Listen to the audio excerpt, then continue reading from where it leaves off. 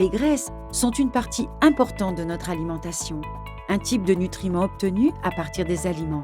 Selon leur type, celles-ci peuvent être plus ou moins saines.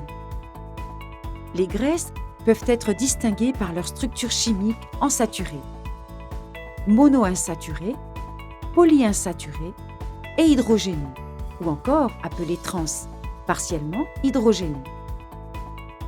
Les graisses de référence dans une alimentation saine et équilibrée doivent être majoritairement monoinsaturées, comme l'huile d'olive, ou polyinsaturées, comme l'huile de tournesol.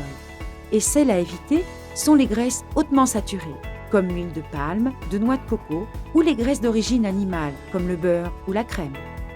Les graisses hydrogénées d'origine végétale se distinguent par leur teneur élevée en graisses saturées. Ce sont des graisses traitées chimiquement auxquelles s'ajoutent des atomes d'hydrogène pour passer d'une texture liquide à solide à température ambiante, afin qu'elles soient plus malléables dans l'industrie alimentaire. Elles sont principalement utilisées pour l'élaboration de biscuits apéritifs salés comme le pop-corn, les produits pré-cuits, les pâtisseries ou les biscuits sucrés. Une consommation excessive contribue à une augmentation des taux de cholestérol dans le sang, parmi d'autres pathologies.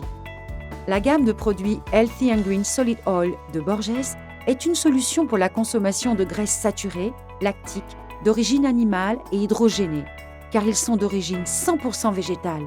Ils sont produits à partir d'huile de tournesol texturée à haute teneur oléique, solide, à température ambiante et avec de nombreuses utilisations. Là où, jusqu'à présent, seules des graisses solides, hautement saturées, étaient utilisées en raison de la texture et du goût requis par cette industrie, la gamme de produits Healthy and Green Solid Oil de Borges offre un profil nutritionnel similaire à celui d'une huile saine. Avec cette gamme de produits, Borges renforce son engagement en faveur de l'environnement. Sa culture durable contribue au maintien de la biodiversité et à la lutte contre le changement climatique. De plus, les matières premières utilisées dans sa production proviennent entièrement de cultures traditionnelles en Europe et sont pour la plupart produites à une distance maximale de 300 km de son centre de production, réduisant ainsi les émissions de CO2.